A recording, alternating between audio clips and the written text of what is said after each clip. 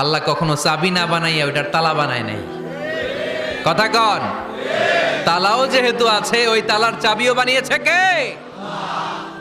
মা আনজালাল্লাহু দাআন ইল্লা আনজালাল্লাহু লাহু শিফা।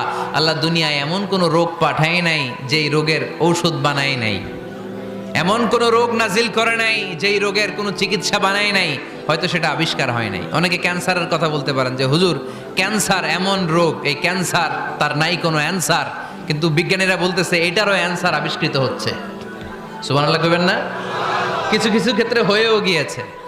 এজন্য দুঃখের পরেই আছে সুখ, কষ্টের পরেই আছে আনন্দ।